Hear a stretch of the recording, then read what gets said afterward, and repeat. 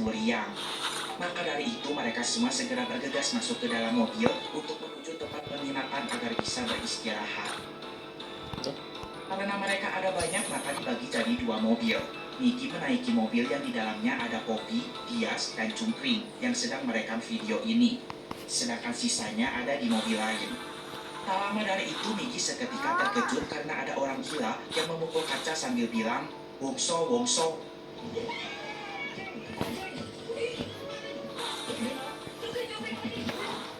Supir bilang jika Wongso itu artinya pulang, sedangkan Niki mengatakan bahwa Wongso itu adalah nama bapaknya.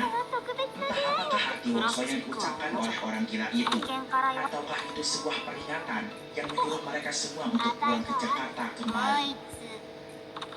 Mereka pun tidak terlalu memikirkan kejadian tadi dan terus melanjutkan perjalanan. Sesampainya, mereka disambut hangat oleh bapak pemilik penginapan. Poppy pun melihat ada alat musik gamelan, selain itu bagian-bagian rumah terlihat masih dari kayu. Yang berarti hal ini menunjukkan bahwa penginapan ini masih model tradisional. Buat kau komedo di wajahmu, baru Country Reaction ONL Komedo Defense dengan 3 aksi angkat komedo. Singkat cerita, ketika malam semakin larut, Niki tidak bisa tidur karena terus mendengar suara tangisan. Sada dan Cungkring pun memutuskan untuk mengeceknya keluar. Ketika melewati ruangan gamelan, sebenarnya di sini creepy banget sih, mana gelap juga kan. Nah, sesampainya di luar, ternyata benar. Sada pun mendengarkan suara tangisan juga. Ketika akan mengeceknya lebih lanjut, tiba-tiba gamelan bunyi. mereka mendengar suara gamelan dari dalam. Mereka pikir itu ulah Niki dan Poppy yang sedang mencoba mengerjai mereka. Namun ketika masuk ke dalam, Poppy dan Niki tampak sedang berada di dalam kamar. Berarti yang bunyi gamelannya siapa suruh? Karena masih penasaran, Sada dan Cungkring kembali keluar. Dan suara tangisan itu masih terdengar dengan jelas. Tak lama kemudian hal mengejutkan pun terjadi. Ini Drek, Tertangkap oleh kamera sosok wanita bergerak lewat aja. Santai. gara-gara scene ini, Nyali Mama jadi ciut buat terusin Kakinya nggak ada. filmnya. Ada. Ini, Nyali Mama jadi Kakinya ciut nggak ada. buat terusin nonton Oh iya. filmnya. Tapi kenapa kelihatan kayak asli di situ? Dia kayak melayang. Kemudian setelah melihat makhluk itu, kamera pun mati. Bapak. Setelah kamera menyala kembali, terlihat bapak pemilik penginapan sedang ngajak jika popoeran yang membuat mereka berdua kaget. Dan itulah hari pertama penginapan mereka. Cukup mengerikan dan membuat hati tak tenang. Namun semoga saja kedepannya tidak mengganggu proses syuting. Keesokan harinya, mereka semua terlihat sedang latihan syuting yang mana syutingnya akan dimulai 5 hari lagi. Film Menari di Atas Angin ini menceritakan seorang atlet perempuan yang kehilangan satu kakinya, tapi ia masih ingin dicintai oleh pacarnya. Namun ketika saat sedang latihan, Mia yang perfeksionis merasa jika Miki dan Diaz kurang mendalami peran. Padahal Mia sudah memberikan waktu berbulan-bulan untuk mereka latihan film ini Scott. Namun mereka terkadang masih lupa skrip dan terlihat sangat kaku. Sehingga mereka pun kena marah. Selain itu, Mia juga marah kepada Sada yang merupakan asistennya karena tidak becus memperhatikan para aktor. Sehingga ceritanya kayak seperti ini. Anton ibu, 5 hari Sada, ini kan kita syuting. Anjing ya, harus gua juga yang ngasih motivasi ke mereka hari ini. Setelah marah-marah, Mia menyuruh semuanya istirahat, tapi pakai urap. Istirahat semuanya. Siang harinya, mereka semua pun pergi ke Candi Borobudur untuk survei tempat syuting. Diaz, Poppy, dan Niki terlihat senang dan berlari-larian. Dia mengatakan jika ini bukan piknik, sehingga mereka kena marah lagi. Ketika cerita malam pun tiba, mereka akan pulang ke penginapan kembali. Sama seperti kemarin, Niki naik mobil yang isinya ada Diaz, Poppy, dan juga Cungkring. Sedangkan Mbak Mia dan lain-lain berada di mobil lain dan sudah jalan duluan. Tanpa disangka-sangka mobilnya mereka tumpangi malah tersesat di jalan sepi, yang dimana tidak ada mobil melintas sama sekali. Tiba-tiba dari kejauhan terlihat seperti ada sinar lampu mobil, tapi setelah didekati, Ternyata Orang itu tuh udah bola-bola juga api ikannya mau yang semakin lama semakin membesar dan melewati mobil mereka. Mamang tahu nih, kalau gak salah nama hantunya Banaspati. Melihat hal itu, Miki dan semuanya tampak ketakutan dan langsung membaca istighfar. Untungnya di sana ada satu warga, sehingga dia bisa menanyakan jalan menuju arah penginapan. Cungkring rasa orang itu tidak beres dan menyuruh dia balik lagi. Untungnya warga aneh tadi memberitahukan jalannya, sehingga mereka bisa pulang ke penginapan kembali. Sesampainya, Mia marah lagi karena mereka semua pulang sangat terlambat.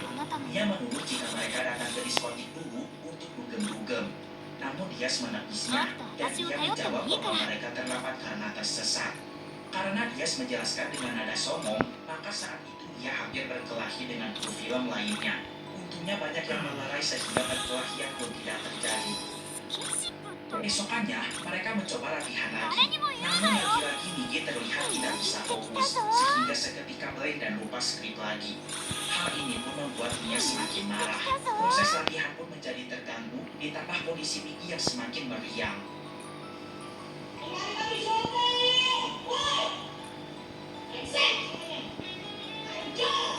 Beberapa jam kemudian kondisi Migi pun terlihat semakin parah dan bisa dipastikan jika penyakitnya bukan yang biasa. Selain itu, seketika rambutnya menjadi beruban sur. Migi yang terbaring di kasur rencananya akan dibawa ke rumah sakit.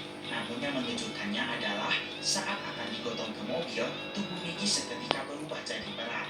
Sampai-sampai diangkat oleh semua orang yang ada di sana. Tapi tetap sur, badannya tidak bisa diangkat. Wah, gak beres ini mah.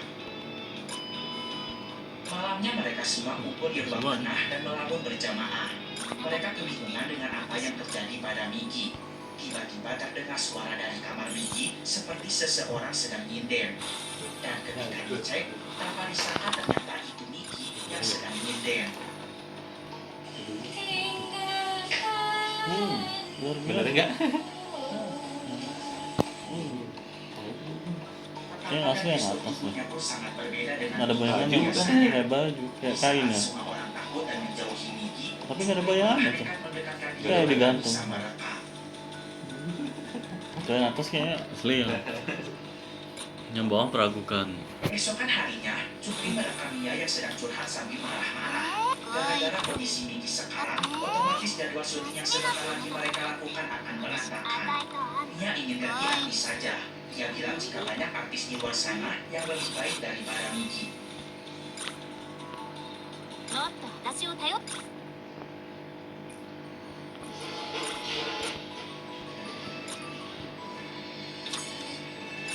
Bear rasakan kemurniannya. Dengan mix isikan minyak di kulit kepala, rambut fresh seharian. Zinc Active Fresh. 大切なのは誰と戦うかじゃなく何のために戦うか自分で選ぶことなんだと思う。 Sore harinya, mereka pun mengundang seorang paranormal. Tiba-tiba Migi keluar dari kamarnya dan duduk bersama mereka.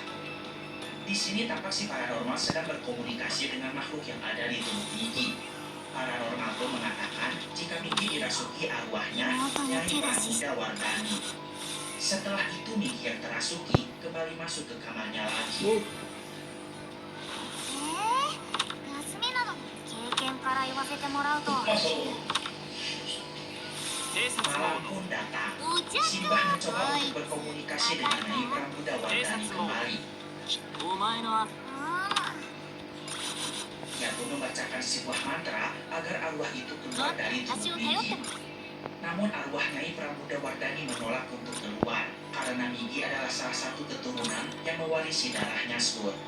Ya, mereka masih satu keluarga gitu. Namun tak lama kemudian, akhirnya Migi terbalik juga. Merasa sudah beres dan juga aman, mereka semua bersantai bersama-sama. Tak lama kemudian Sada datang sambil memberitahukan jika Migi menghilang dari kamarnya. Padahal dari tadi Sada menjaga di depan pintu kamar, tapi entah mengapa ketika dicek Migi sudah hilang secara misterius. Simbah pun segera menerawang. Dia pun mengatakan jika Migi diculik ke alam gaib. Keesokan harinya, Simbah mengajak mereka semua pergi ke pantai Parangtritis. Konon katanya, para perintis merupakan sebuah gerbang menuju alam lain. Siapa tahu mereka semua bisa menemukan Migi di sana. Nah sini, nanti malah mbahnya hilang. Yang sedang melakukan ritual. Oh nanti ada ini, Bertujuan agar Migi ada penjual apa gitu. Setelah ritualnya selesai, Simbah mengajak mereka semua pulang. Ketika di pertengahan jalan, tanpa disangka-sangka, disinilah semua teror mengerikan itu mulai terjadi. Mula-mulanya, Poppy melihat Mbak Mia dan salah satu kru film di belakang Cungkring Toto iya tiba-tiba pada hilang. menghilang. Dan ketika Cungkring berbalik badan, tiba-tiba Tinggal Poppy dan mbahnya semua yang aja. ada di depannya pun ikut menghilang juga. Kecuali Simbah saja. Cungkring yang paling pun berjalan ke depan Simbah. Seketika ia malah terjatuh dan tiba-tiba berada di sebuah tempat yang dipenuhi oleh rerumputan. Di sini mereka semua sudah masuk ke alam gaib. Mereka semua pun kebingungan kenapa bisa langsung teleportasi ke tempat ini. Setelah semuanya sadar, lalu mereka melihat Migi dari kejauhan. Entah gara-gara apa, tapi si Migi malah lari secepat mungkin menghindari mereka. Dari belakang mereka semua pun berusaha mengejar. Migi berlari ke dalam candi. Setelah dikejar, tiba-tiba Migi menghilang. Poppy yang merupakan sahabatnya Migi memaksa semuanya terus berlari untuk mencari Migi. Tak lama kamera pun mati. Kamera hidup kembali dengan keadaan hari sudah gelap gulita. Mereka akan lanjut mencari Migi. Namun ketika di pertengahan jalan, mereka melihat ada sebuah pertunjukan wayang. Yang horor Mereka sih. Tapi seketika nanti nggak ada terkejut yang main. karena di belakang layar tidak ada dalangnya, yang berarti wayang itu bermain dengan sendirinya. Dicek di belakangnya nggak ada yang mainin wayang. Itu, mereka lanjut mencari Migi. Mereka mulai memasuki kawasan hutan dengan pohon-pohon yang lembab. Tapi di sini tuh udah dipesenin, pokoknya harus ngikutin Ada sebuah jimat batu delima. melati Karena gitu. suka barang mistis, maka kru itu Nah, ini mengambilnya.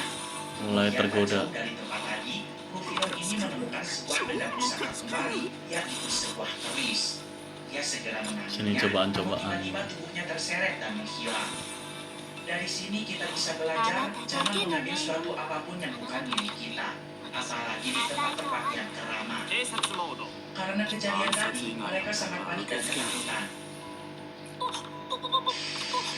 Kamera hidup kembali dengan memperlihatkan mereka semua sedang kecapean karena habis lari-larian. Poppy tidak mau mati dan ingin pulang ke rumah. Sementara itu Bamiya terus marah-marah kapanpun dan dimanapun. Ia kecewa karena proyek filmnya akan gagal. Namun ketika ingat nama Migi, seketika semangat Poppy tumbuh kembali Sur untuk mencari sahabatnya itu. Ketika mereka semua lanjut mencari, hal aneh tidak pernah berhenti bermunculan. Mereka mendengar suara perempuan menangis. Ternyata itu suara seorang perempuan yang mengaku terpisah dengan teman-temannya. Ia tersesat di hutan ini gara-gara tadi sedang berada di pantai Parangtritis. Karena perempuan ini cantik, maka dia berinisiatif untuk menolongnya.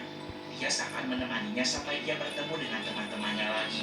Semua kru film menyuruh Dias untuk lanjut mencari Migi dan jangan membantu perempuan itu karena mereka rasa perempuan itu tidak beres. Namun Dias tidak peduli Sur, sehingga Dias tetap di sana bersama perempuan itu. Setelah itu mereka melanjutkan perjalanan. Itu kan suruh ikut melati nih, ada melati. Setelah itu mereka melanjutkan perjalanan. Jadi mereka itu disuruh ngikutin melati, ada bunga melati gitu. Setelah itu mereka melanjutkan perjalanan. Beberapa menit kemudian, langkah mereka seketika terhenti. Hal ini dikarenakan di tuyul. depan mereka ada sosok hantu kakek-kakek yang pakai baju dan cuma pakai kancut aja, serta melakukan gerakan-gerakan aneh. Kukira tuyul loh pas nonton itu kakek-kakek. Sontak mereka semua berlari karena ketakutan. Kamera sempat mati. Lalu kamera menyala kembali dengan menampilkan mereka yang masih berlari-lari. Cupri sekarang bersama Poppy dan Pak Dimas. Sedangkan Bamiya dan Sada entah ada di mana. Saking paniknya mereka sampai berpisah-pisah Sur. Kemudian mereka bertiga mulai menyadari jika tempat ini adalah kuburan. Hal ini membuat mereka tambah merinding. Tak lama dari itu Poppy mengeluh ingin buang air kecil. Pak Dimas pun akan mengantarkan Poppy, sedangkan Cupri menunggu sendirian di kuburan itu. Udah 30 menit lebih Cupri menunggu, tapi Poppy dan Pak Dimas tak kunjung datang. Hingga suatu ketika,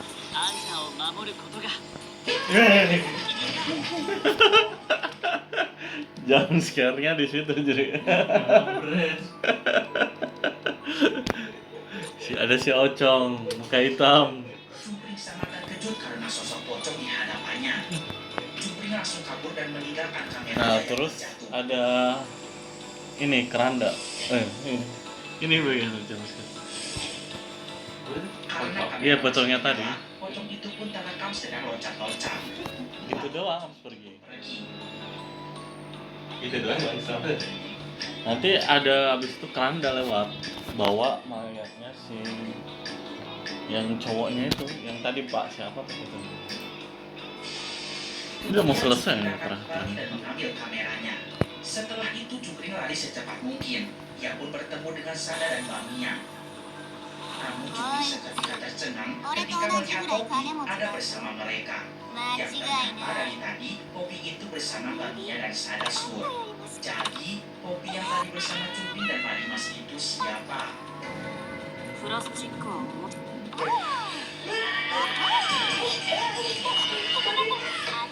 Lalu seketika mereka mendengar ceritanya Pak Dimas. Mereka semua pun berlari kembali. Lagi-lagi langkah mereka pun terhenti karena mendengar suara dari kejauhan. 俺と同じぐらい金 Nah, 持 ini ち Pak Dimas. お前の頭を放り Tiba-tiba 投げ datanglah て segerombolan warga yang sedang memotong keranda. Jupring pun melihat orang di dalam keranda itu adalah Bias. 受付に Mereka berempat semakin ketakutan. Ketika berlari, kamera sempat mati.